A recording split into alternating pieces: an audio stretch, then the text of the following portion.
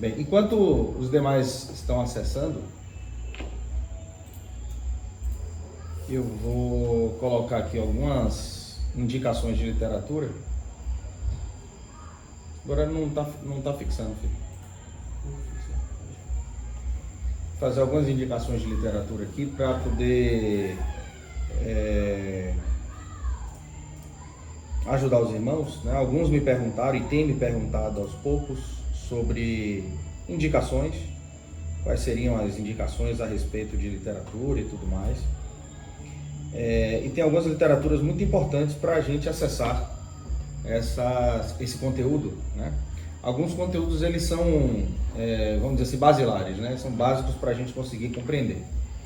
Um bom ponto de partida para a gente se apropriar um pouco mais, né, desse assunto sobre a biografia de Karl Marx, do ponto de vista religioso, se é que eu posso dizer assim. Essa literatura que eu já mencionei algumas vezes, que é Marx e Satã. Essa obra aqui, ela tem vamos dizer assim, ela tem um valor absurdo. Não é uma literatura cara, ela foi lançada pela editora Monergismo. Com certeza eles devem ter passado maus bocados para conseguir publicar esse livro. Afinal de contas, o Richard Rembrandt, que ele é o nosso irmão em Cristo, ele ficou conhecido pelo livro, como eu mencionei na aula passada, Torturados por Amor a Cristo. Esse livro aqui, ele acaba sendo base, ele acaba...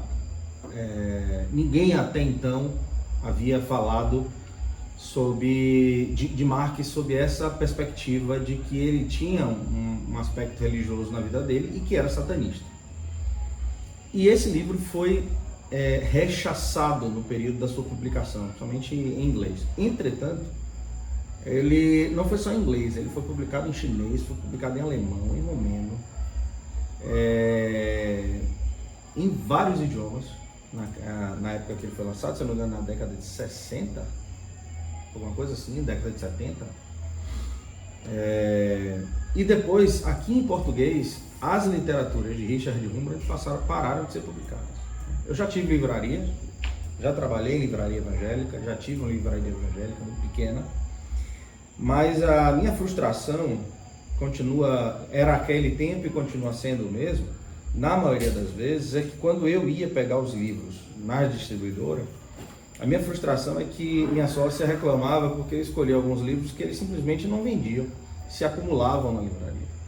Então eu ia para a distribuidora, fui contratado, depois fui posto na sociedade, justamente para selecionar literaturas, né, porque eu era estudante de teologia, e as literaturas que eu selecionava não vendiam. E isso é um chato, porque o que vendia, honestamente, eram literaturas que tinham pouco ou nenhum valor bíblico-teológicos. Tá? Eram literaturas assim que a gente poderia chamar, dentro do aspecto mais real da coisa, era como se fosse palha, queimava rápido, e tinha pouco valor de fundamentação na vida cristã. Infelizmente continua sendo assim. Esse livro acabou sendo um livro que as obras de Richard Rembrandt acabaram sendo obras que não fazem o menor sentido, passaram a não fazer o menor sentido. Recentemente foi que a editora Monergismo republicou, graças a Deus, e aí a gente pode voltar a ter contato. Como consequência dessa obra de Richard Rembrandt, a gente tem outros historiadores dentro do universo norte-americano que vão citar e que vão fazer biografias de Marx.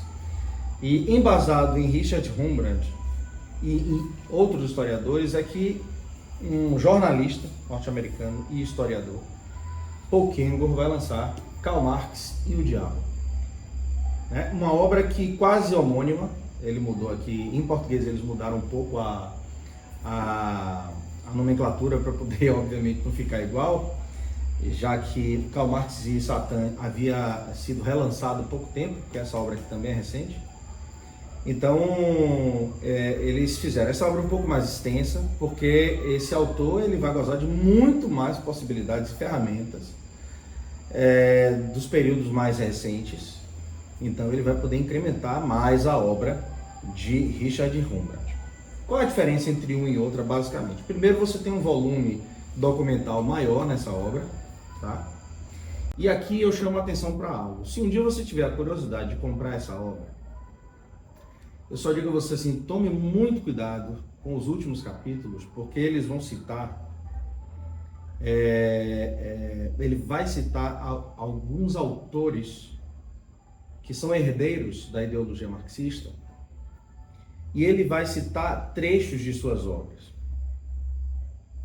Inclusive eu pretendo, em algum momento, e aí fique ligado nisso se for do seu interesse, em algum momento promover um curso aos moldes desse, falando sobre um dos herdeiros, né, do marxismo pós Segunda Guerra Mundial principalmente. Tá? Começa um pouco antes da Segunda Guerra Mundial, mas ele vai ganhar uma escalada depois da Segunda Guerra Mundial, que é a Escola de Frankfurt. Os pensadores da Escola de Frankfurt são eu não sei que palavra eu poderia descrever, mas assim, trechos de suas obras são difíceis de ler para quem é crente, por causa do nível de perversão. Então, para quem tem estômago, e eu falo bem diretamente, irmãos, para quem tem estômago e direção da parte de Deus para tocar nessas circunstâncias, nessas questões. Ok, se você não tem direção e quiser comprar o livro, não precisa lê-lo todo por completo até o final, porque tem citações aqui que eu confesso, eu não tive coragem de ler para minha esposa. Fiz algumas citações para meu pai e é aberrante. Mas vai precisar de muito estômago, inclusive, para poder tanto elaborar quanto para participar do curso sobre a história e a Bíblia, né, o pensamento moderno à luz das Escrituras Sagradas, quando a gente for não tocar sobre Marx, mas sobre a Escola de Frankfurt. Então tem algumas temáticas que têm vindo ao nosso coração. Então a gente vai falar, se o Senhor permitir, sobre Jean-Jacques Rousseau, sobre Voltaire, sobre a Revolução Francesa, sobre o Iluminismo. Então, cursos separados, onde a gente gasta um tempo e a gente concentra aquele tempo falando de uma maneira um pouco mais, como a gente está fazendo um pouco agora com Marx, sobre esses assuntos isolados e também falar sobre a Escola de Frankfurt. Tudo isso tem a ver com a sua fé e com a fé cristã. E com o modo como a modernidade se comporta, como ela está se desenvolvendo ao longo desses anos, né, desde o século XIX para cá. Ou, se a gente puder puxar um pouco mais para trás, do século XVI para cá. A Reforma Protestante tem muito que ver com isso. Tem muito a ver com isso. Mas são 8h13. Vamos iniciar nosso tempo? Vou compartilhar aqui a tela do slide.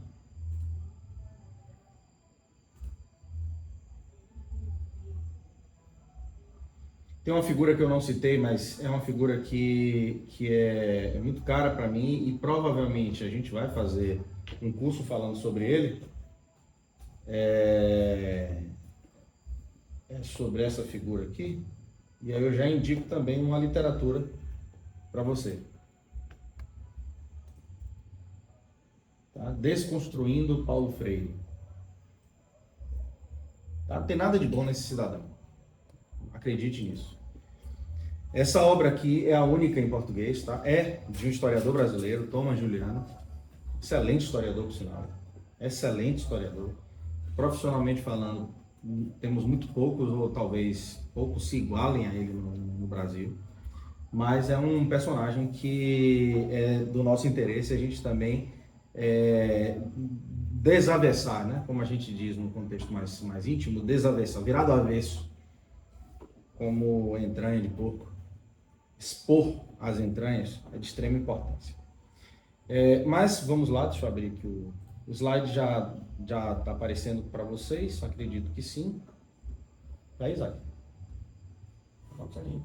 Vamos lá, eu quero começar essa aula de hoje, primeiro enfatizando algo que eu sempre vou enfatizar, algumas realidades, porque dentro do universo cristão a gente tem uma dificuldade muito grande em dar atenção às coisas, entre aspas, que não são tidas como bíblicas.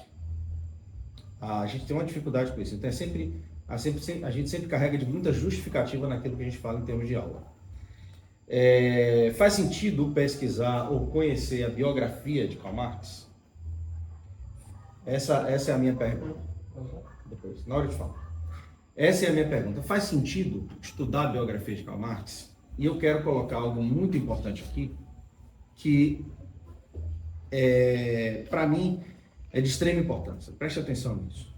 Para mim que sou cristão, para você que é cristão, aos que aqui são cristãos, se você não é cristão, ainda digo mais, é importante a gente saber a origem daquilo que, vamos dizer assim, a origem daquilo que nós comemos, né? Daquilo que nós nos alimentamos, aquilo que nos influencia.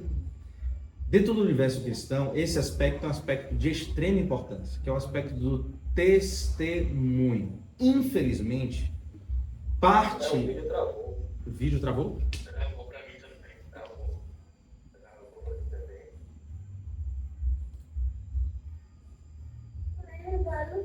Voltou? Agora voltou. Pronto, vamos lá. Então, voltando aqui. Dentro do aspecto da vida cristã, testemunho é algo que deve falar muito pra gente. Travou de novo. Ih, rapaz, não é de Deus não. Travou de novo.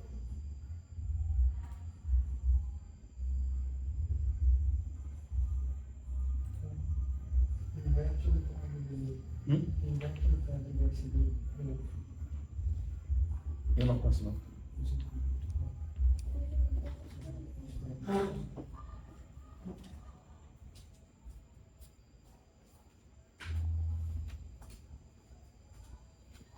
Acho que eu sei o que é. Dê a volta, pegue o fio da câmera e apoie ali na que ela tá tocando a mesa. Deixa eu ver.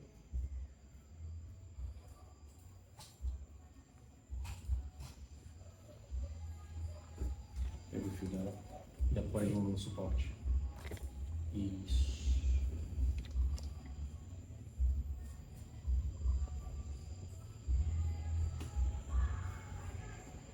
Acho que agora vai.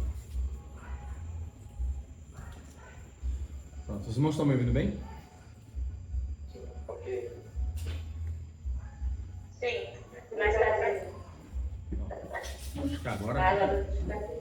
Olha que massa. Acho que agora vai, em nome de Jesus. Olha que melhor. Amém. E aí eu quero focar nisso daqui, porque assim, testemunho é algo que pesa muito na vida de um cristão. Via de regra, a gente normalmente dava bastante atenção, durante muito tempo a gente deu bastante atenção ao assunto do testemunho. Ou seja, se o testemunho de uma pessoa não é um testemunho bom, né, imagine aqueles que nos pastoreiam. Se há um mau testemunho naqueles que pastoreiam, que deveriam servir, que devem servir de referência, essa pessoa já não é uma referência. Isso é um tema muito, mas muito caro nas Escrituras. Mas de alguma maneira, na melhor das hipóteses, dentro do ambiente da minha vida cristã, eu ainda de alguma maneira peso nisso. Eu peso isso. Eu acho que isso é importante. Mas quando a gente sai da vida cristã e adentra no mundo da profissão, no mundo da universidade, da educação, não, aí a gente engole com mosquito e engole camelo. Então a gente vai se abeberando de determinados filósofos, pensadores, influências, ideologias, sem nos dar conta de que isso tudo trabalha exatamente no modo como a gente passa a enxergar as coisas e o mundo. Tá? Por que é importante estudar a biografia de Marx? Porque a gente precisa saber como é que foi a história desse cidadão, o que é que está por detrás desse cidadão. E aí algumas surpresas vão surgir nesse caminho.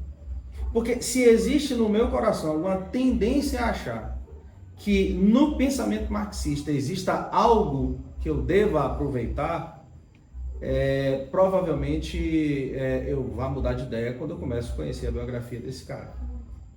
Há algo de muito preocupante, algo de muito perigoso. Talvez só o fato de conhecer a biografia de Marx já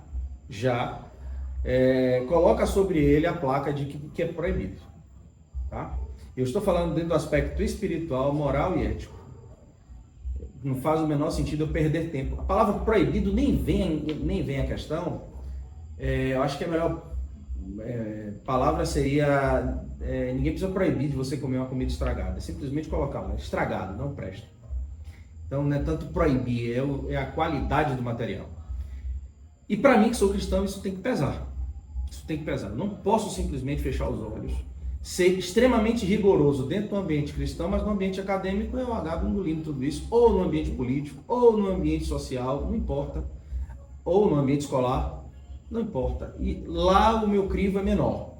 Lá a minha régua é um pouco diferente da régua dentro do ambiente cristão e tem alguma coisa estranha. Isso me faz pensar que tem algo estranho nesse processo. Bem, eu coloquei um texto bíblico, que é um texto bem interessante, porque é um texto de Deuteronômio, Antigo Testamento, fala da lei, né? E é uma lei do plantio, da agricultura, né? O Senhor estabeleceu por meio de Moisés para o povo, como regra, a seguinte regra: não plantem 2 tipos de sementes em sua vinha.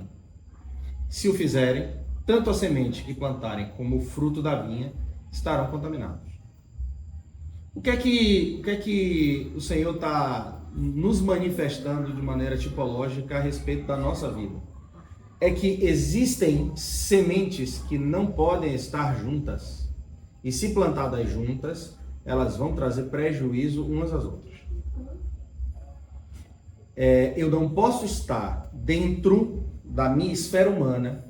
A gente sabe aqui que, por exemplo, se a gente pegar a parábola da semente mencionada por Jesus, a gente vai perceber, por exemplo, que a semente cai no caminho, né? Uma semente é a palavra. O que a gente come, o que a gente ouve, quando eu falo que a gente come no sentido figurado, o que a gente ouve, o que a gente aprende em termos de conhecimento, também é alimento. Também é semente. O que fica dentro desse terreno, dessa terra, que em tese, se você é um cristão, é uma terra boa? O que é que vai caindo nessa terra, germinar e crescendo?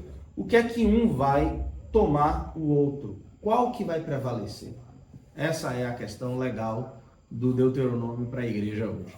A tipologia desse processo.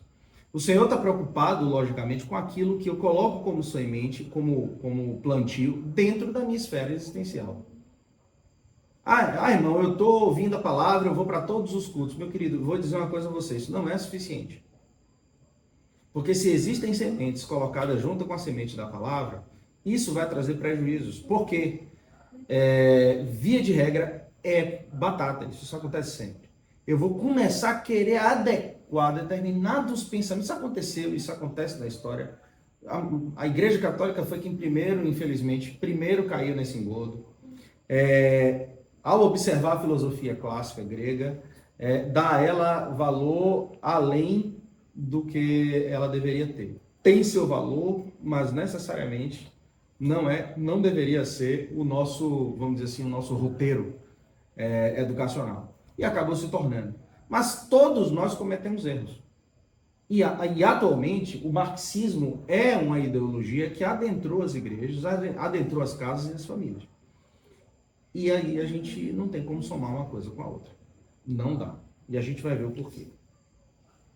Karl Marx, ele vai nascer em Trèveris, né? Ou Trier, a depender da tradução, em 1818. Portanto, século XIX. Século importantíssimo para a gente compreender o século XX. Muito do que o século XX e XXI se tornou pelos movimentos que foram desenhados no século XIX. Em todos os aspectos dentro de uma sociedade, o século XIX desenhou muito do que aconteceu no XX e no XXI. Marx vai nascer no início do século XIX, tá? 1818, em Trèveris. Eu coloquei ali Alemanha porque é o nome mais comum para a gente. Numa cidade chamada Renânia, ela não existe mais com esse nome hoje, mas fazia parte do Império da Prússia. A gente poderia apelidar isso de Império Alemão? Tá, para título de compreensão, sim. Mas, nesse contexto, Marx vai nascer dentro de uma família bem interessante, que a gente vai conhecer um pouquinho dela hoje. Ele vai falecer em Londres, em 1883. Tá? Então, Marx vai morrer relativamente bem velho. As circunstâncias da sua morte não são as melhores, tá? Suas ideologias não serão aplicadas dentro da sua própria casa, é claro, né? Isso não é muito, isso não é algo difícil de acontecer, né? Mas Marx vai ter esse tempo de vida, vai passar aí por muitas coisas do século XIX e, infelizmente, quando a gente estuda história, a gente não consegue, até porque a nossa educação em termos de história ela é muito ruim no conteúdo e na metodologia aplicada e na historiografia escolhida. E aí a gente não consegue associar determinados assuntos, como, por exemplo, fazer paralelos cronológicos. Tá? Marx vai nascer num período em que Brasil era colônia, e Marx vai morrer no período em que Brasil já era independente e já está quase deixando de se tornar império para se tornar república, porque ele vai morrer em 83. O Brasil deixa de ser império em 88. Então, aliás, 89, perdão. 88 é a libertação dos escravos. Então, Marx vai compreender o que a gente pensar em história do Brasil do século XIX, Marx vai pegar todo esse período. O Brasil se torna independente em 22, vai deixar de ser império em 89. Marx nasce em 18, morre em 83. O que é que vai ser agora a história de quais movimentos, o que é que vai ser a história de Marx, seu pai, sua mãe e tudo mais. Marx ele é filho de uma figura chamada Heinrich, né? Heinrich Marx, que é advogado, e uma mulher chamada Henriette, ou Henriqueta, dependendo da tradução, Pressburg. Atente para esses sobrenomes, porque quando a gente começa a pesquisar as biografias, a gente percebe que essas pessoas não foram pessoas comuns. Primeira surpresa, Heinrich Marx, né, me perdoe a pronúncia, ele é judeu, tá? E Henriette é judia. Marx é um judeu de pai e de mãe. O que é mais interessante nessa história? É que o pai de Marx, ele é filho de uma família que vem de uma linhagem desde o século XVI, de uma linhagem de rabinos, tá? Não estou falando de um judeu comum, é um judeu responsável pelo ensino, portanto, rabino, conhecia bem o que dizia o que a gente tem hoje como Antigo Testamento da via protestante. Então, Marx, ele nasce numa família de judeus, por parte de pai, e aqui tem algo muito interessante que você precisa associar pela linha de cronologia. O que é? O pai de Marx era uma figura que era apaixonado pelos movimentos, né, do período em que ele esteve, em que ele nasceu, né, os movimentos do século XVIII. O pai de Marx vai nascer em 1777. Então, o pai de Marx nasce no século XVIII, Marx nasce no século XIX, e eles vão deixar o prejuízo no 20 e no 21. Né? Até que o Senhor venha, a gente vai experimentar os prejuízos do pensamento desse cidadão. O que aconteceu no século XVIII de importante? Muita coisa. Dentre essas coisas, a gente tem que conhecer, por exemplo, o movimento histórico conhecido como iluminismo, que inicia ali no final do século XVII, passa todo o século XVIII promovendo uma série de perseguições, uma série de críticas, sobretudo a duas coisas. Os iluministas é um movimento, né, de pensamento, um movimento filosófico, que vai nascer questionando duas coisas como prioridades nos questionamentos deles. A monarquia, chamada absolutista, tá? E aqui eu vou colocar absolutista entre aspas, porque em alguns momentos era absolutista, em outros momentos não. E a igreja católica, a igreja cristã. Porque nos estados que tinha influência, né, do protestantismo, a igreja é protestante.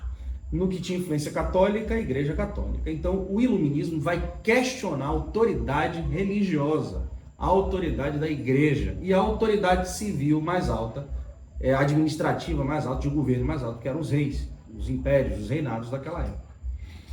E vai produzir muito conhecimento, e eu vou colocar aspas, não é porque não eram conhecimentos, mas é porque o que estava por detrás desse movimento que é questionável. Mas tem duas figuras do movimento iluminista que precisa chamar a nossa atenção para a gente entender quem é Karl Marx. Voltaire, que é mais conhecido de todos, talvez, e Rousseau, Jean-Jacques Rousseau. Esses dois iluministas tiveram muitos, mas esses dois marcaram o movimento iluminista na história pela influência que eles tiveram. E Rousseau era, de fato, de longe, a principal paixão do pai de Marx. Quando você lê a biografia do pai de Marx, você vai descobrir que o pai de Marx, ele tinha algumas obras de Jean-Jacques Rousseau memorizadas, tá? Isso é assustador pra gente hoje, mas naquele tempo não era tão assustador, não era tão incomum, tá? Ele tinha obras de Rousseau memorizadas em sua cabeça. Por exemplo, obras como Discurso sobre a origem e os fundamentos da desigualdade entre os homens. Nessa obra de Rousseau, Rousseau vai discutir o assunto da desigualdade entre os homens e ele vai dizer, ele vai afirmar, a tese dele aqui é de que a propriedade privada é o pontapé inicial da desigualdade entre os homens. Portanto, não deveria haver propriedade privada. O senso, a ideia de propriedade privada vem das escrituras sagradas, historicamente falando. A partir do momento que Deus diz a Moisés, nos 10 mandamentos, não roubarás, é porque, ou seja, não tome como seu aquilo que não é seu. A ideia de propriedade privada está nas escrituras sagradas. Voltar-se contra a propriedade privada é voltar-se contra uma ordem bíblica, um princípio bíblico, melhor dizendo. Essa obra aqui, que eu vou mostrar aos irmãos, talvez a obra mais importante da vida de Rousseau, essa obra aqui, ela tem um título a lá século XVIII, tá? O título dessa obra é Da Educação. Depois ganhou o título Emílio. Emílio, essa obra aqui, ela tem 6 capítulos, dentre os quais 5 ele fala sobre a educação de uma criança e os 6 a educação de uma menina. 5 sobre a educação dos meninos e a 6ª sobre a educação das meninas. Nessa obra, Rousseau vai discutir a ideia que leva à frase mais conhecida dele. O homem nasce bom, o meio o corrompe. Ora, se Rousseau tiver certo na afirmação dele, a Bíblia está errada. As duas coisas não podem. Você pode até dizer, irmão, eu concordo com Rousseau, mas concordo com a Bíblia. Você então não entendeu uma coisa nem a outra. A Bíblia diz que o homem nasce em pecado, portanto nasce mal. Rousseau vai dizer que o homem nasce bom, ponto. Isso é uma questão de cosmovisão. Toda a interpretação que você dá das ações, da vida, do pensamento, das ideias dos homens, a sua cosmovisão vai ter que ter um ponto de partida. E se o seu ponto de partida é a cosmovisão bíblica, então o homem nasce mal e ele precisa de regras, de limites. Num palavreado mais moderno, mais comum, ele precisa de educação. Esse homem precisa, essa criança recém-nascida, precisa de instrução. Daí o salmista dizer que a lei do Senhor é perfeita e restaura a alma. Por que Davi fala isso? Porque ele sabe que o homem nasceu mal. E ele precisa de instrução, de correção, de limites. A Bíblia vai dizer que a criança, o ser humano, demonstra o seu caráter não quando ele se torna adulto, mas quando é criança. Portanto, corrige com vara se necessário for, como diz a Escritura. Porque a cosmovisão bíblica diz que o homem nasce mal. Mas se ele nasce bom, eu tenho que inverter a lógica do ponto de vista de Rousseau. Porque se ele nasce bom e ele é mau em algum momento da vida dele, o que o tornou mal? Então, para Rousseau, a sociedade torna o homem mau. Mas ele fala isso no século XVIII. No século XVIII, a sociedade era hegemonicamente cristã. Então, do ponto de vista de Rousseau, é a sociedade cristã, a cultura cristã, o pensamento cristão, que, de fato, torna o homem mau, corrompe o homem. Ou é Rousseau, ou é a Bíblia. Vamos escolher qual dessas duas vias nós vamos caminhar. As duas é impossível. Por que eu chamo a atenção a isso? O pai de Marx, ele era apaixonado por Rousseau. E o pai de Marx, ele, ao invés, hoje quando minha filha vai dormir, ela fica no meu pé para eu ler história para ela. Praticamente todos os dias eu tenho que ler história para a Bia. Ela compreende quando eu não tenho condição de fazê-lo, mas todos os dias, religiosamente, ela me cobre. E a gente lê as escrituras. Entre outras literaturas, muitas, mas a escolhida antes de dormir é a Bíblia. Uma linguagem adaptada. Marx fazia, o pai de Marx fazia isso com Marx. A diferença é que ele não lia o Antigo Testamento, ele não lia fábulas clássicas, né, do recém-período medieval ali, para eles. O que ele recitava para Marx? Ele recitava para Marx as obras de Rousseau. Marx cresceu ouvindo que a propriedade privada é um problema. Marx cresceu ouvindo que o homem é bom. Marx teve todo esse discipulado dentro de uma paideia familiar muito específica e distinta. Marx cresce com esse imaginário, sem mínimo de limites. A gente conhece, a gente tem essas informações porque existe uma farta documentação íntima, ou seja, cartas que eram trocadas, que estão, de certo modo, fartamente dispostas para a gente. A gente conhece essas nuances a partir das cartas íntimas, que são documentos importantíssimos para a gente conhecer o aspecto biográfico e a origem, né? Como que a vida desse indivíduo, ou de um indivíduo histórico, se comportou ao longo de um tempo.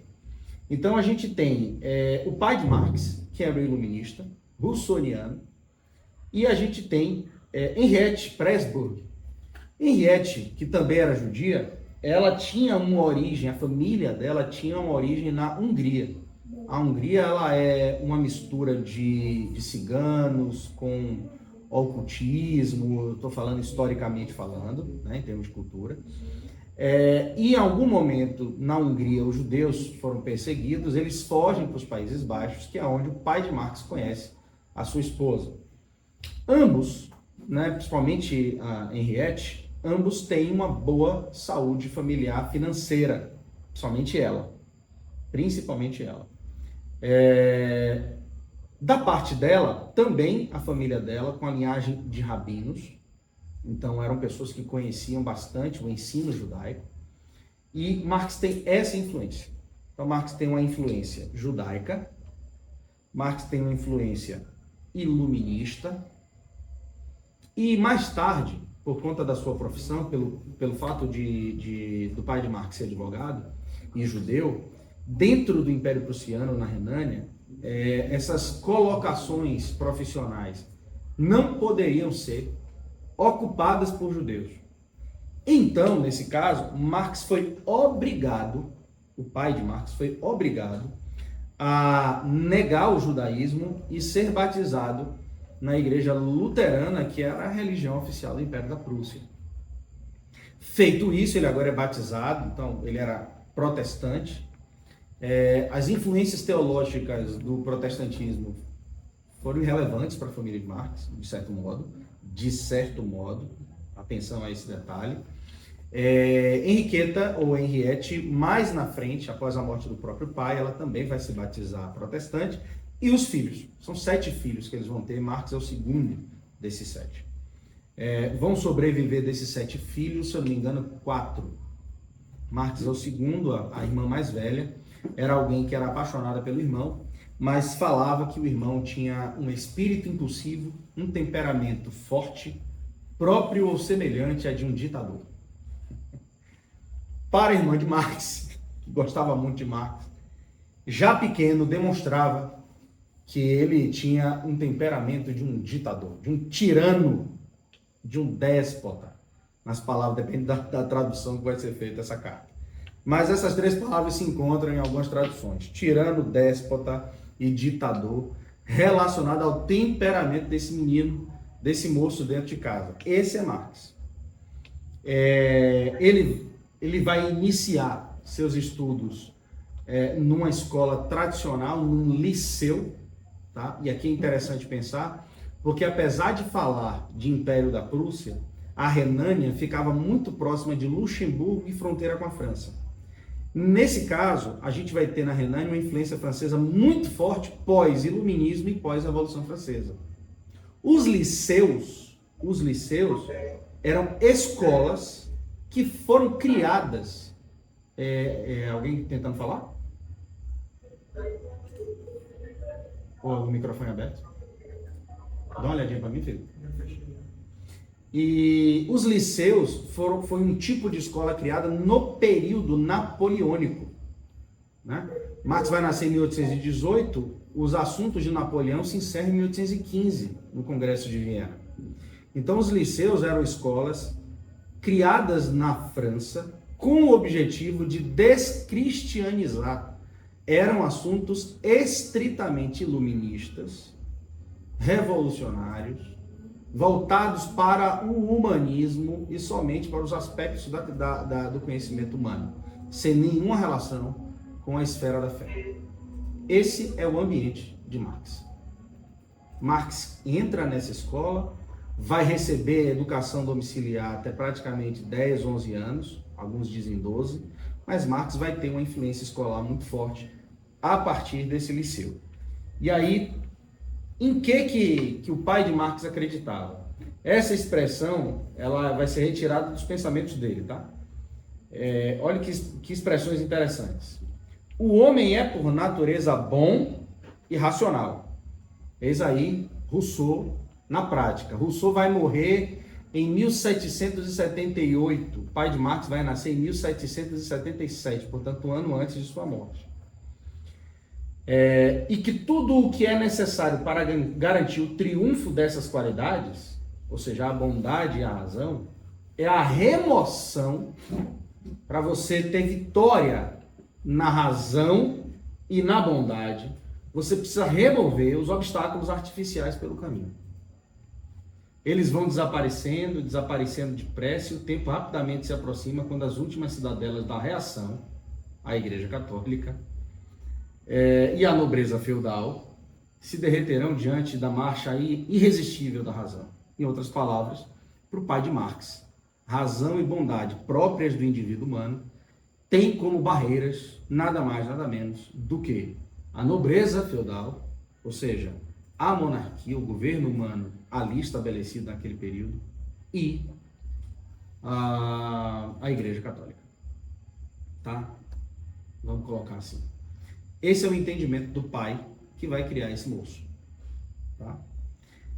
Nascido judeu, um cidadão de status social e legal inferior, inicialmente, ele vai alcançar a igualdade com seus vizinhos mais ilustres, vai ganhar respeito como ser humano e vai viver como que lhe parecia o modo mais racional e digno de vida. A história do pai de Marx não é uma história marcada por revolução, por revolta, por rebelião, pelo contrário, é alguém que estava ali bem estabelecido na alta sociedade renana, com muita tranquilidade, e vai ter, né, dentro do crescimento, né, de vida de Marx, uma vida financeira assim maravilhosa. Estima-se, essas estimativas elas são bem difíceis, mas estima-se que aproximadamente 70% dos habitantes do Império, né, da Prússia, viviam com alguma coisa perto de 300 thalers, que era a moeda da época, por ano. Marx, quando sai da cidade da Renânia e vai estudar na faculdade, Marx, o pai dele, enviava anualmente alguma coisa perto de 700 thalers para um jovem solteiro.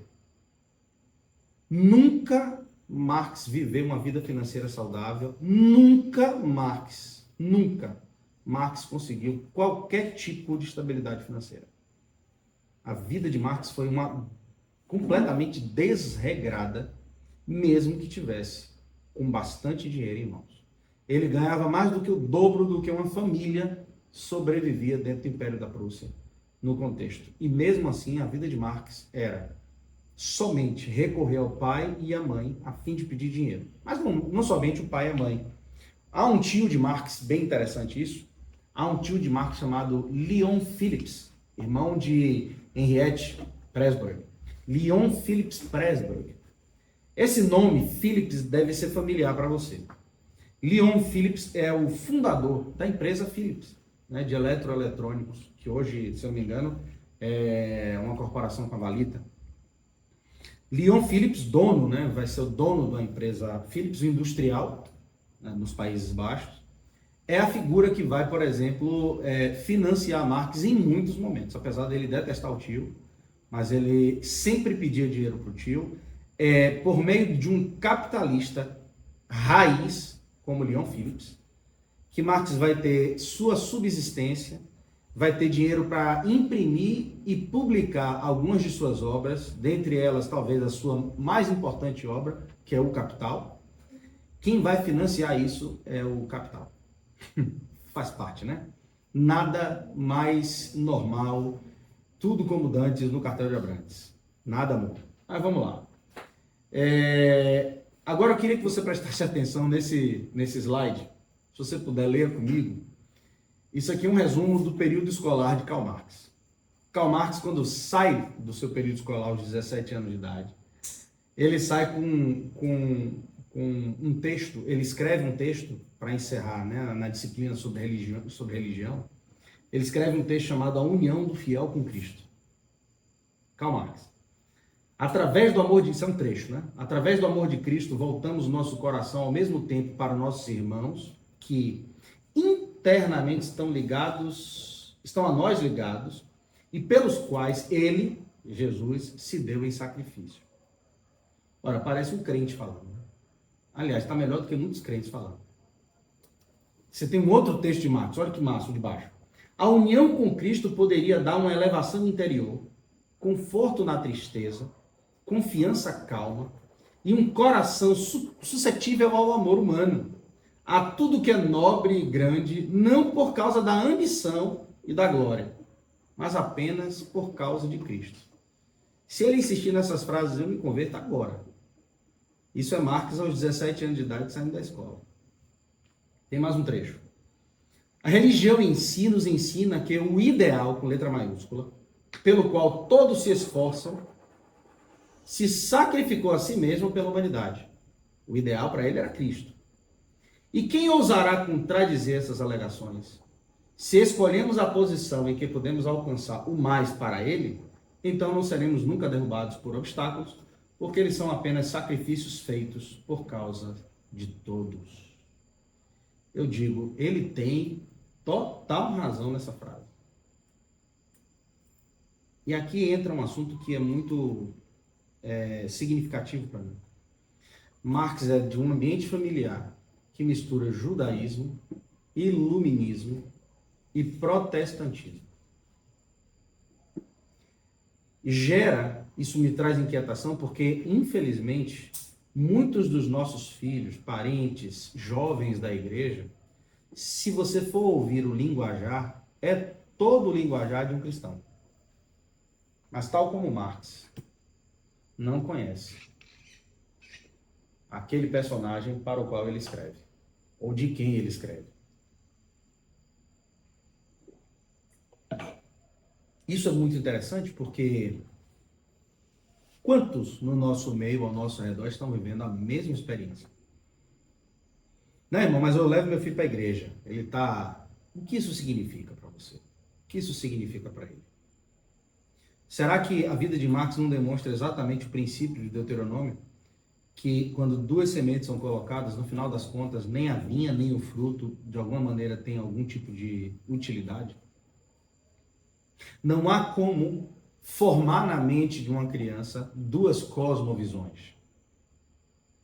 É nesse sentido que o Senhor vai falar, é impossível servir a dois senhores. A cosmovisão que carregamos, ela parte de uma crença pessoal, de uma convicção pessoal. E pela incapacidade, muitas vezes, de arrazoar a respeito de temas, às vezes queremos carregar 2, 3, 4 cosmovisões distintas de mundo. E no final das contas, a gente não é nada, no sentido do que a gente tem convicção. No final das contas, a gente não tem convicção de nada. Porque eu não posso ter convicção de duas coisas.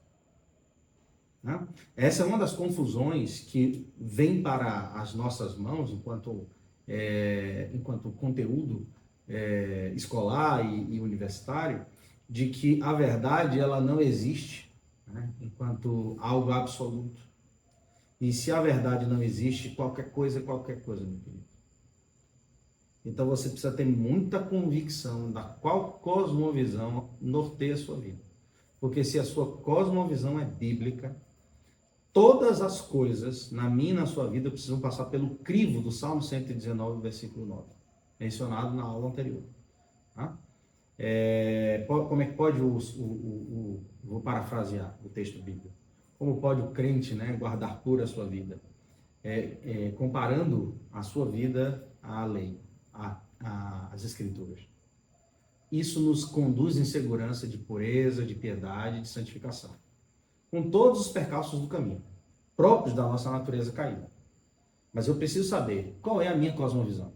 Qual é a sua cosmovisão? Qual é o seu ponto de partida? Porque se o seu ponto de partida é que o homem nasce mal, todas essas coisas eu preciso deixar para lá. Se o meu ponto de partida é que o homem nasce mal e ele precisa de instruções em todos os aspectos, moral, ético, prático, aspectos práticos, aprender a andar, aprender a falar, aprender a se comunicar, essas coisas precisam de instruções e direcionamento, até a pedagogia pela qual eu sou conduzido ou eu permito que conduzam meus filhos. Essa pedagogia, ela também tem que ter uma cosmovisão cristã. Né? Porque quando a gente, por exemplo, vai estudar pedagogia e vê aquela figura chamada Vygotsky, Jean Piaget, Vallon, dentre tantos que a gente poderia citar, né? Paulo Freire eu não cito porque ele não era pedagogo. Ele era uma fraude. Mas,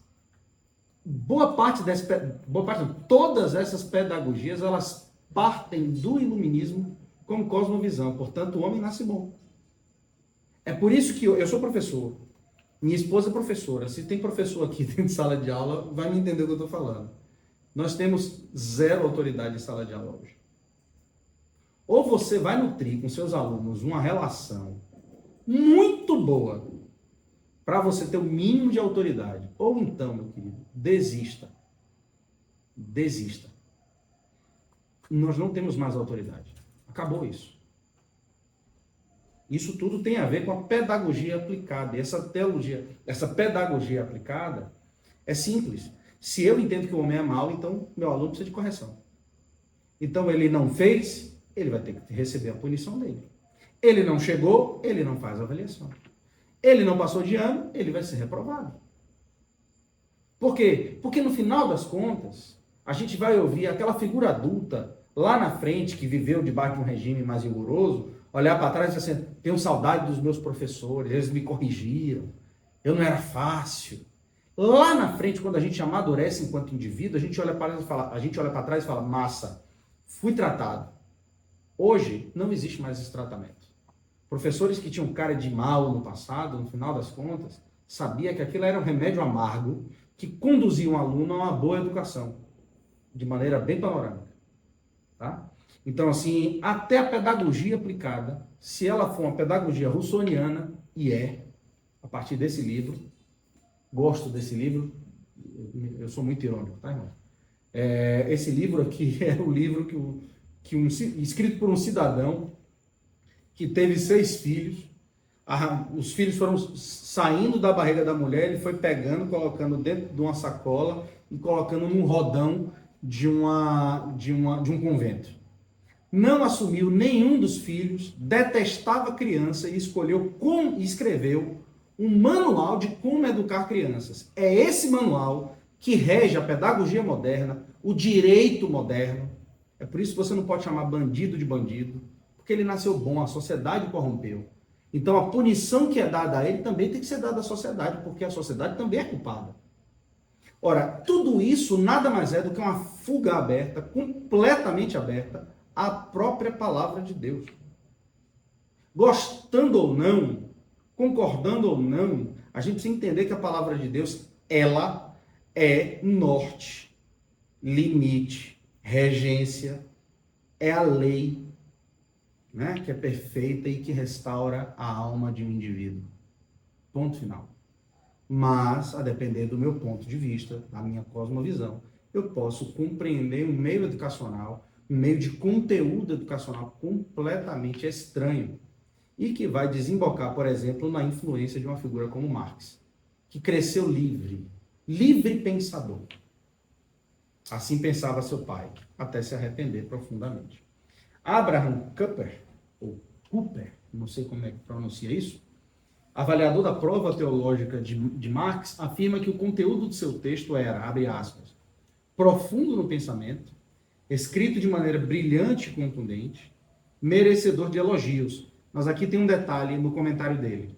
Embora o tema, a essência da união, não seja elucidado, sua causa seja tratada unilateralmente e sua necessidade não seja provada adequadamente. No final das contas, Marx era o que todo marxista passou a se tornar, né? Passou a ser um gerador de lero-lero.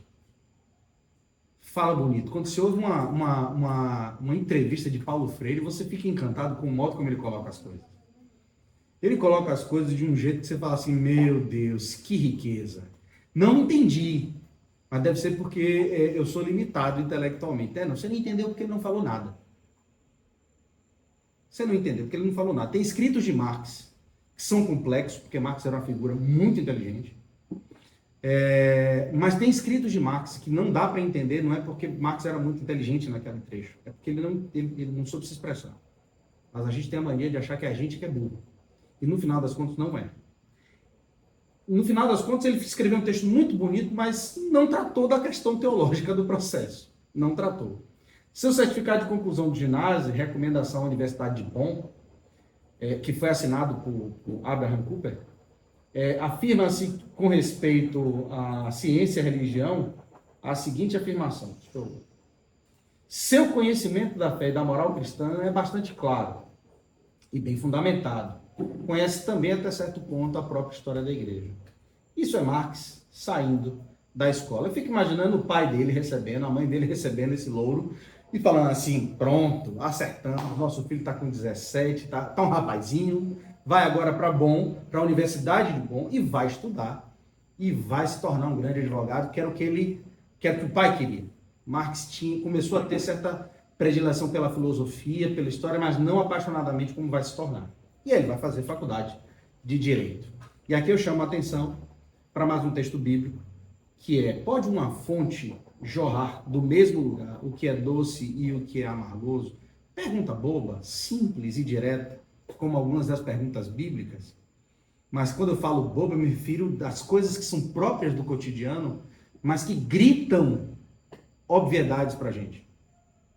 É possível que de uma fonte que sai podridão, saia alguma coisa que preste? Não faz sentido. Não tem jeito de eu aqui no galinheiro, no fundo do sítio onde eu moro, pegar um ovo de quintal, quebrar e perceber que a gema está toda escura porque apodreceu e eu vou então separar a gema da clara e vou usar a clara. Esqueça aqui. Não vai. Não tem jeito. Não adianta eu quebrar esse ovo, fechar agora aquela casca coladinha e achar que vai ter comida boa ali dentro depois que ele... Não tem como. Não funciona isso. Então temos que colocar a devida atenção nas fontes pelas quais bebemos nossa água, pois a mistura de águas de fontes diferentes provoca um alimento inadequado para o nosso crescimento, para o crescimento do ser humano. Tomemos muito cuidado. Marx é essa educação híbrida, estranha e mutante. Me permitam usar essa palavra. A sensação que eu tenho é que vai gerar um mutante, uma figura completamente estranha. Marx vai mudar, vai sair de Trèveris, vai ingressar em 1835 para estudar Direito na Universidade de Bonn. Aqui acontece algo, preste muita atenção nisso, que ninguém sabe ao certo o que foi que aconteceu. Muito cuidado com as informações que eu vou trazer aqui. Por quê? Porque não existem fontes que tornem clara uma mudança brusca na vida de Marx. Existe uma obra, eu posso mostrar essa obra para vocês aqui, a publicação dela em português. Deixa eu ver se ela está aqui. Está aqui. É publicada pela editora Boitempo, que é uma editora marxista. Vai publicar algumas obras chamadas, que eles vão intitular de escritos ficcionais. Escritos ficcionais. Essa obra de Marx, são duas obras, perdão. Um é um texto poético, chamado Escorpião e Félix, e outro texto, que é um teatro escrito por Marx a partir de 1835. Se eu não me engano, é 35, é 37, Marx vai escrever essa obra, perdão, 39. Nesse período, quando Marx escreve essa obra que ele vai intitular de Oulanen, e aqui eu quero chamar e pedir toda a atenção possível. Preste muita atenção nisso aqui. Se você tiver com sono, respire, bate no peito aí, levanta da cadeira, sacode, vai dar tudo certo. Preste muita atenção nisso aqui. Há um texto de Marx, que é um teatro, uma peça teatral, que deveriam ter alguns atos, ele só escreveu uma primeira parte e abandonou a obra. O título dessa obra é Oulanen, ou Oulanen, dependendo da pronúncia. Oulanen. Oulanen, Marx dizia que era um anagrama, tá? Para o nome Emmanuel. Emmanuel.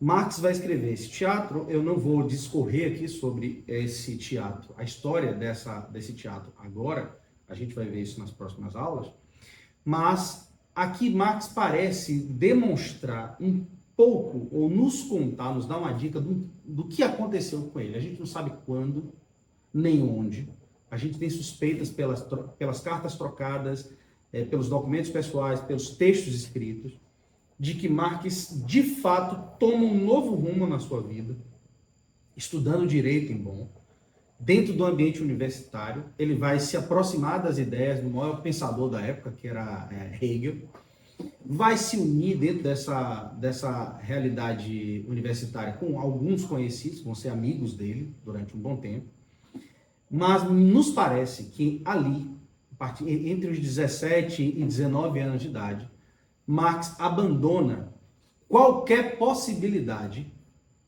de cristianismo ou judaísmo bíblico, aderindo a uma experiência satanista. Ponto. Se você fala isso fora desse ambiente de sala de aula, somente dentro do ambiente marxista, dentro do ambiente de uma universidade, de uma faculdade, de uma escola, vão comer o seu fígado com farinha. Marxista vai dizer que isso nunca aconteceu porque Marx era ateu. Marx, pode ser que no final da vida, pelo próprio engodo de Satanás, ele tenha assumido um ateísmo pelo divaneio da sua própria consciência. Mas Marx não era um filósofo ateu. Ateu é quem não acredita em Deus.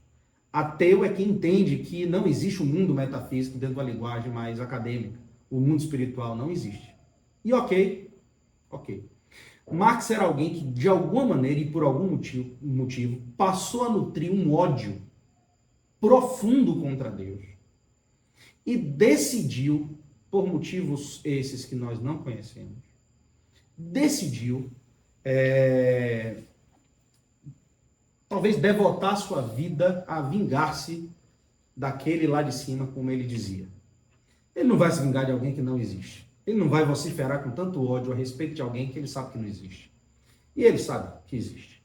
Marx, então, passa a servir a Satanás. Há um trecho que eu quero chamar a atenção para vocês. Isso aqui é um trecho de uma carta do pai dele para ele. Olha que coisa interessante que o pai escreve. Às vezes, meu coração, disse o pai, às vezes, meu coração se regozija ao pensar em ti e no teu futuro. Essa carta, se eu não me engano, foi escrita em 1837, ou é 36, acho que é 1836. Outras vezes, porém, não posso evitar certos pensamentos que despertam em mim tristes premonições. O pai estava prevendo algumas coisas e tristes temores. Quando sou atingido como por um relâmpago e penso, será que teu coração condiz com tua cabeça, com tuas disposições? O que Marx andou escrevendo para o pai que deixou o pai tão tenso? Afinal de contas, eles estavam distantes, separados, logisticamente, em cidades diferentes. Marx vinha manifestando nas suas cartas ao pai as suas disposições mentais. E o pai está preocupado se o coração e a mente estavam em comum acordo na vida do filho. Haverá nele espaço para sentimentos terrenos, mas delicados que são, nesse vale de lágrimas, tão essencialmente consoladores aos seres humanos sensíveis? Deixa eu dar uma dica para você aqui, só uma notícia interessante. A irmã mais velha chamava ele de tirano. O pai está perguntando se existem sentimentos humanos. A sua amada, nesse contexto, Jenny von Westphalen, alguém da aristocracia prussiana, que era apaixonado, se casou e morreu junto com ela. E morreu com ela. Ela chamava ele de meu demônio, meu diabo. Carinhosamente chamava ele de meu diabo. As filhas, mais tarde, vão chamar o pai de meu diabo, meu satanás. Eram os tratamentos dados em cartas íntimas de pai para as filhas. Então, o pai está preocupado se existe espaço no coração dele para sentimentos essencialmente humanos, para alguma sensibilidade. Porque Marx ele era categórico nas cartas, grosso, implacável e usurpador. O que ele queria era dinheiro. Isso eu estou falando com o pai, que era a figura com quem ele mais se relacionava e que ele nutria profundo respeito. Mas que na morte do pai não foi porque ele estava ocupado com seus próprios estudos. Teu coração é certamente animado e governado por esse demônio que não é conhecido a todos os seres humanos. Alguns vão interpretar isso como uma linguagem metafórica.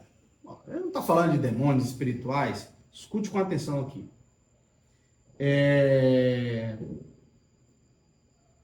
E aí o pai pergunta, seria ele, esse demônio, de natureza fáustica ou celestial? O que significa isso? O que são essas expressões? E aqui eu abro um parêntese. Nesse contexto, havia um teatrólogo, né, um dramaturgo, muito conhecido nesse contexto de Marx, chamado Goethe, ou Goethe, alguma coisa assim a pronúncia, não sou bom nesses assuntos. Goethe tinha escrito uma peça chamada Fausto, e o personagem principal, Fausto, ele era uma figura tranquila, pacata, religiosa, cristã, e de repente, essa peça você pode ter acesso a ela escrita, visível, né? Ela já foi reproduzida e feita muitas vezes, você tem isso no YouTube. E Fausto, ele era se eu não me engano, um médico, uma figura muito apaixonada pelo conhecimento, por tudo que a existência humana dispunha como conhecimento para a gente. E ele estava preocupado porque ele estava envelhecendo, se a peça, tá? Que ele estava envelhecendo, ele estava com medo de morrer sem conhecer mais coisas que lhe interessavam. Desesperado e adoecido, aparece para ele alguém que na peça vai ser chamada de Mefistófeles. Mefistófeles é a figura de Satanás na peça de Goethe, que faz uma troca, né? Faz um demônio, faz uma troca com ele. Olha, eu dou mais 20 anos de vida, vigor, saúde, mas em contrapartida, sua alma é minha. Né? Nós conhecemos isso como pacto com o diabo, enfim. Para quem já expulsou um demônio aqui, sabe do que eu estou tratando. E Fausto, ele vai viver essa realidade. O problema é que ele vai viver a vida buscando conhecimento, como sempre, né? Essas histórias são bem comuns. Ele vai viver muito bem, vai gostar do pacto que fez, mas vai morrer desgraçadamente. Nesse contexto, olha a pergunta do pai. Esse demônio que te envolve é de ordem celestial, ou seja, Deus está enviando para você, o mundo espiritual está enviando para você, ou é de ordem fáustica? Ou seja, trata-se aqui, Marx, de um pacto feito entre você e Mefistófeles? Essa é a inquietação do pai. Tá? Numa carta anterior, Marx fala sobre a relação dele com um certo indivíduo obscuro, misterioso, que fez um pacto de sangue e do qual Marx fala assim, eis que comprei das suas mãos uma espada. Vês essa espada? Comprei com meu próprio sangue. Então o pai de Marx está assustado, está muito assustado. Será que poderás algum dia, e esta não é uma dúvida que atormenta pouco meu peito, será que poderás algum dia ser suscetível à felicidade verdadeiramente humana, doméstica? Ou seja, será que você vai ser um ser humano comum que ame seu pai, sua mãe, suas irmãs, seus tios? Será que essa dúvida não tem deixado de... Será que, e essa dúvida não tem deixado de me torturar recentemente? Pois passei a amar uma certa pessoa como a meu próprio filho, né? Alguém que provavelmente ele começou a adotar, é o pai de Marx. Será que poderás algum dia espalhar a felicidade entre o teu círculo imediato? Porque a notícia que se tinha é que Marx não tinha amigos. Marx era insuportável de caminhar lado a lado. Nesse contexto, Marx está quase adoecido, porque Marx ele era muito dedicado no que ele se propunha a fazer. Marx enfiou a cara no livro e era dentro do quarto, queimando vela em cima de vela. Tem uma carta que ele escreve para o pai, ele fala assim: pai, me perdoe a qualidade da minha letra, mas são agora 4 horas da manhã e eu não tenho mais vela acesa nem vela em casa, portanto eu estou escrevendo no escuro. Passei o dia, estima-se que Marx chegava a passar 14 horas sentado, lendo, escrevendo, e nesse contexto, na Universidade de Bonn, de Direito, ele diz ao pai que, na verdade, ele vai abandonar a Faculdade de Direito para entrar na Faculdade de Filosofia. O pai vai falecer alguns meses depois dessa carta, porque a última coisa que o pai de Marx queria era que ele fosse filósofo. Esse trecho é um trecho da carta seguinte a essa que está no slide anterior, e Marx vai responder assim ao pai, porque entre essas duas cartas, Marx abandona a Universidade de Bonn por uma indicação médica e do pai, e ele sai do centro urbano de Bonn para os arredores de Berlim, na periferia de Berlim. Ali ele vai ter contato com a natureza, vai ter contato, vai começar a respirar, né, no falar dele, e ele vai ganhar agora uma nova saúde, estudando filosofia, e vai conhecer um grupo de pessoas que vai influenciar definitivamente a vida de Marx. A peça que eu citei, o Lenin, provavelmente vai ser escrita nesse contexto. E aqui, que é esse anagrama em relação a Emmanuel, né? Tá. Marx vai falar assim, ó, esse aqui é só um trecho da carta que ele responde ao pai, que em meio às ocupações tão diversas, tiveram que passar muitas noites sem dormir, que muitos combates tiveram que ser travados por mim, que toda essa agitação externa e interna teve que ser suportada, e que no final não saí muito enriquecido. Ele está falando do direito. E também tive a natureza negligenciada, a arte, o mundo, separaram-me dos amigos. O meu próprio corpo parecia fazer essa meditação. O médico me aconselhou ir ao campo. Então cruzei a grande cidade em direção a Strelo. Não suspeitei que ali haveria de me transformar de um moço magro e pálido num homem de corpo robusto. Nesse contexto, ele fala: pai, o meu véu foi rasgado.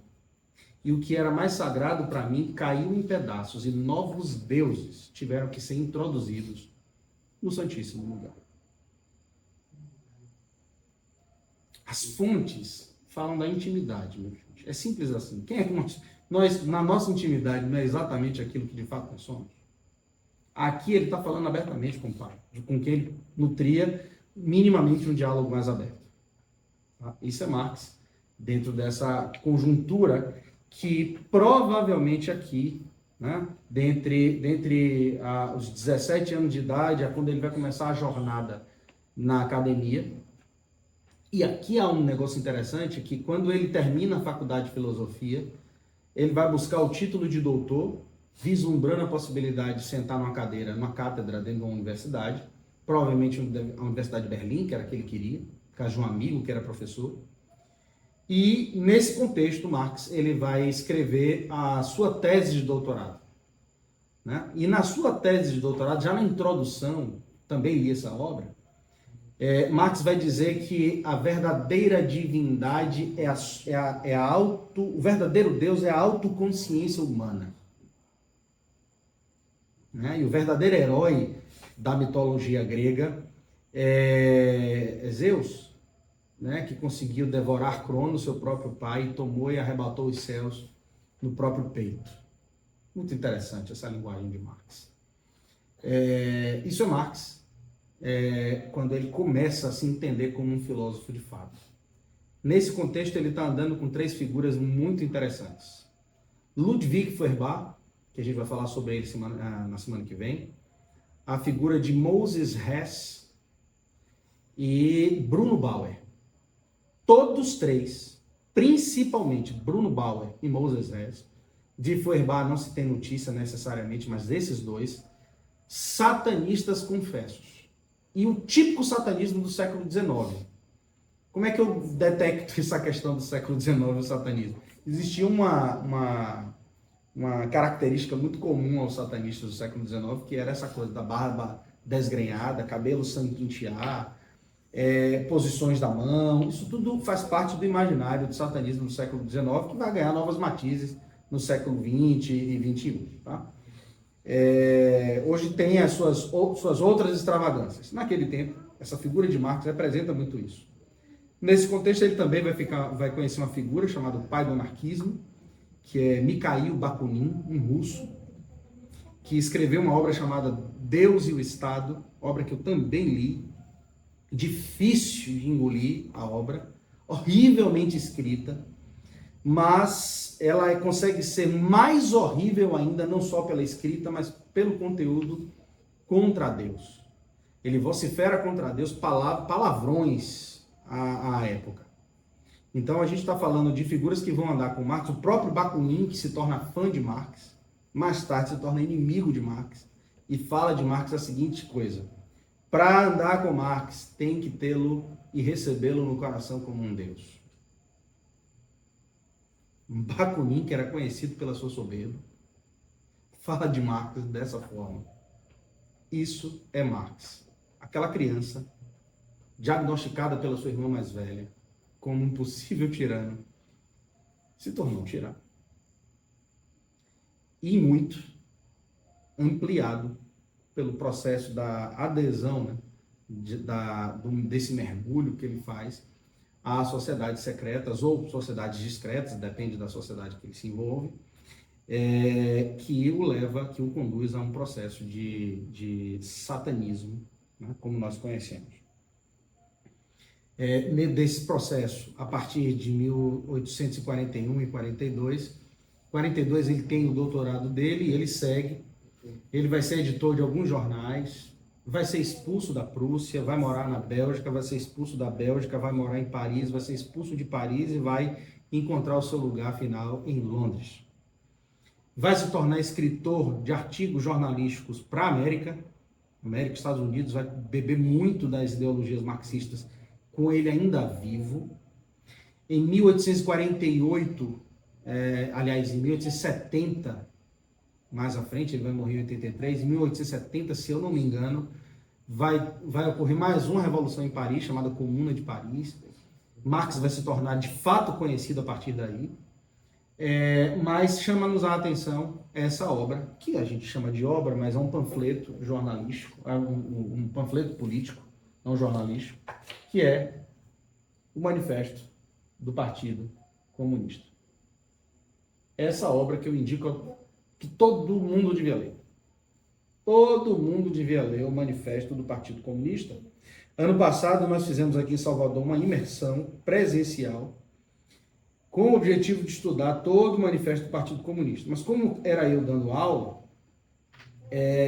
a gente não conseguiu ler tudo.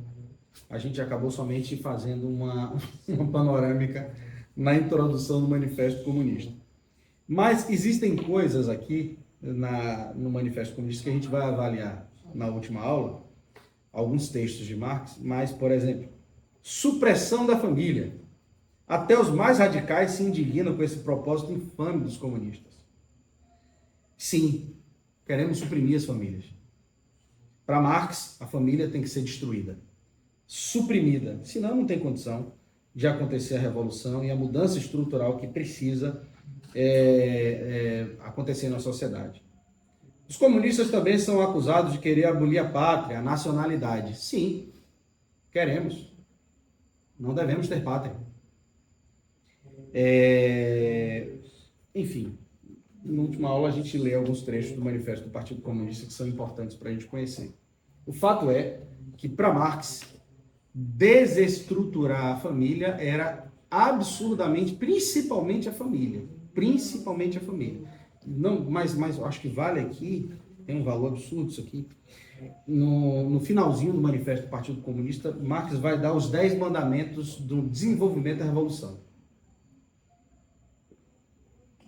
Para uma revolução se desenvolver, né, a lá Marx, a lá o marxismo, de fato, para o estabelecimento do socialismo, que era como porta de entrada a ditadura do proletariado, Marx não vai ter minhas palavras nessa expressão. Ele vai dizer que a primeira coisa é a expropriação da propriedade fundiária e emprego da renda da terra para despesas do Estado. Expropriação da propriedade fundiária, ou seja, fim da propriedade privada. Pronto, a gente tem que tomar a propriedade de quem é dono da propriedade. Pronto. A partir de agora, o que se produz na terra pertence ao Estado e para as custas do Estado. Segundo ponto, imposto. Mas não é de vez. É progressivo. Fortemente progressivo. Porque se for de vez, fica na cara. Tem que ser devagarzinho, bem devagarzinho, igual o sapo morrendo na panela com água fria, mas a panela está na boca do fogão aceso. Quando ele pensa que não, ele já foi e morreu. Imposto fortemente progressivo. Por quê? Porque quanto mais impostos eu ponho, menos eu tiro o direito, a mais eu tiro o direito de propriedade. É simples. Eu não preciso necessariamente fazer outras coisas, só aumentar a quantidade de imposto e você vai ter pouca coisa do que você ganhou do seu trabalho para poder usar da maneira como você quer. E aí ele vai seguindo, abolição do direito de herança, tem que abolir, e dentre outros detalhes. Mas essas elaborações, esses pensamentos, essas ideias, elas têm uma cosmovisão nascida no iluminismo e alimentada, ninada, acariciada, acalentada e impulsionada pelo satanismo. Isso é Marx. Marx não é acadêmico nesse sentido. Marx é fortemente religioso. Não existe aqui um intuito acadêmico pelo desejo do conhecimento ou pelo cuidado com os pobres. Marx é alguém que foi incentivado, fortemente incentivado, pelas suas realidades espirituais, principalmente. Então a gente tem o manifesto em 1848, que é um ponto alto da vida da obra, né, da vida e da obra de Karl Marx, e ele vai escrever o manifesto do Partido Comunista. Indico essa leitura, é relativamente pequeno, teoricamente, de certo modo, é simples de ler, precisa ter um pouco de repertório do contexto do século XIX, mas faz sentido ler. São as duas principais obras de Marx, o Capital e o Manifesto do Partido Comunista, o que é um grande problema, porque Marx tem um catatal enorme de literaturas. O homem escreveu. Acho que o dedo dele era quadrado, de tanto que ele escreveu. Pouco se conhece, principalmente quando a gente vai falar do período da juventude dele, quando ele escreve para o período da vida dele que ele está tão encantado com a filosofia, envolvido com um passado do romantismo. Marx vai escrever poesias, vai escrever teatro. Essas obras manifestam o coração do autor. Mas ele vai ter muitas outras obras. Tem uma obra aqui que a gente poderia fazer um curso todinho só para avaliar ela. O nome dessa obra, A Origem da Família, da Propriedade Privada e do Estado. Acho que essa aqui eu mencionei na aula passada, na primeira aula. Essa obra aqui, que vai ser editada e publicada pós-morte, por Engels, também financiada por Leon Phillips, nessa obra aqui, ele vai falar abertamente que não é simplesmente o fim da família. Nessa obra ele vai declarar que a família tem que acabar, porque tem que acabar com o patriarcado, fazer renascer o matriarcado, para que possamos voltar à nossa perversão sexual animal. Quanto mais animalizados, mais naturais nós somos. Isso é Marx e Engels. E aí segue um pouco, só que é uma obra que praticamente nem os marxistas têm tanto contato com ela. Aliás, a turma da elite marxista tem, mas a grande população não tem, infelizmente. Casa-se com Jane von Westphalen, em 43, e vai ter 7 filhos com essa mulher. Agora preste muita atenção aqui. Ele vai ter 7 filhos com Jane, dos quais 4 morrem, isso é comum, no século XIX, as crianças não tinham tanta resistência às dificuldades, né? A ciência médica e farmacológica ela não eram tão avançadas. Então a gente vai ter aqui dos 7 filhos, só 3 permanecem, 3 meninas. Essas 3 vão sobreviver até a vida adulta, e a palavra que a gente pode usar é sobreviver. Tá? Marx vai dizer, depois da morte da esposa, que o grande arrependimento da vida dele foi ter casado. Não porque ele não amava a Jane, que Jane era a própria vida dele, nas palavras de Marx, mas que por causa do seu senso de responsabilidade, pela militância política, ele levou aquela mulher a sofrer toda a vida. Marx, que advogava o fim da família, era extremamente apegado à própria esposa. Não significa dizer que ele era um conservador cristão nesse processo. Marx teve vários filhos fora, não sei se vários, mas pelo menos 2 filhos fora do casamento. Um deles com a empregada doméstica da família, que há anos estava ali, né, que foi abandonado por Marx e recebeu o nome de Engels. Né? Engels resolveu botar no nome dele para não queimar a vida de Marx. Então, Marx não teve uma vida casta nesse sentido, piedosa nesse sentido, mas ele de fato amava Jane. Mas viveram aberrações. Marx chegou a ser expulso de algumas casas porque era porco. Era um homem que visivelmente sujo, fedorento, cheio de feridas e pus em várias partes do corpo. E essa mulher teve que suportar isso. Dificuldades financeiras toda a vida, sem nenhum tempo de exceção. Não morreram de fome porque um capitalista os sustentou. Engels, que era filho de um industrial rico e que era rico também, por consequência, herdeiro, né? Marx vai herdar parte da riqueza da esposa, mas vai torrar tudo, porque era um alcoólatra desde a juventude. E o fim, eu não falo dessa maneira com alegria ou com riso no meu rosto, mas Marx ele vai ter o fim da vida das 3 filhas de Marx triste. A filha mais velha ela vai morrer de câncer, se eu não me engano, no fígado. Filha mais velha, a mais próxima de Marx. A filha do meio vai suicidar. E a filha caçula vai também suicidar, ela e o marido, já numa idade mais avançada. Esse é o histórico, esse é o legado de Marx dentro do panorama familiar. A gente tem uma menina, fora a mais velha, que morreu de câncer, ok, mas teve uma vida familiar completamente devastada. As 2 outras filhas também, vida familiar marcada por depravações morais da pior espécie, né, praticada pelos seus esposos. E, no final das contas, o que é o legado de Marx? Marx vai desenvolver a teoria marxista, base para os movimentos socialistas e comunistas posteriores. Influência, impacto duradouro na sociologia, economia, história e política, mas no direito, nas exatas, nas linguagens. Hoje o marxismo ele está radicado na sociedade de uma maneira difícil de ser arrancada, e dentro do aspecto do mundo, né, internacional, ele vai promover a primeira internacional comunista, a primeira reunião de comunistas do mundo todo, reuniões essas que permanecem acontecendo, tá? Permanecem acontecendo. E, se eu não me engano, é na terceira internacional comunista que vai haver a decisão da derrubada da família imperial russa para o estabelecimento do primeiro Estado soviético, o primeiro Estado marxista da história, que é a União Soviética, na Revolução Bolchevique, em 1917. Ele vai ter vários problemas de saúde, somente relacionados ao pulmão, vai morrer em março de 83, Londres, Reino Unido. Está lá no cemitério de Highgate, ou Highgate, em Londres. Ele vai morrer, a esposa dele vai morrer Tempo depois, a filha mais velha morre. Isso, para Marx, foi duas pancadas muito próximas.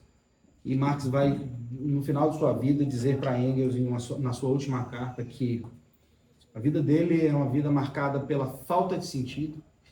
Interessante isso. Ausência de sentido, marcada por dores e tristezas. Isso é a vida de Marx. Mas, segundo ele na carta, em nada arrependido de tudo que fez. Em nada arrependido de tudo que fez. Isso é o legado de Karl Marx. E aí eu concluo essa aula de hoje voltando aos argumentos iniciais. Quais foram os argumentos iniciais? Faz sentido eu me abeberar, comer, me apropriar do pensamento de alguém que tem esse histórico de vida e eu nem li ainda trechos de suas obras.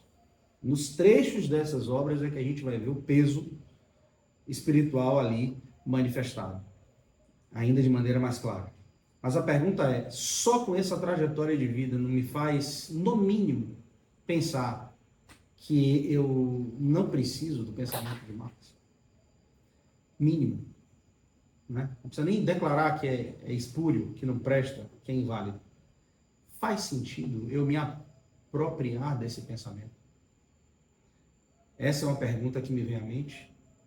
Isso é o que vem ao coração quando eu estudo a biografia desse cidadão e descubro que, na verdade, ele é uma figura muito perigosa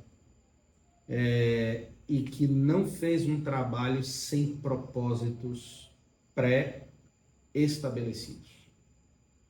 Ele tinha objetivos claros e alcançados. Infelizmente, alcançados.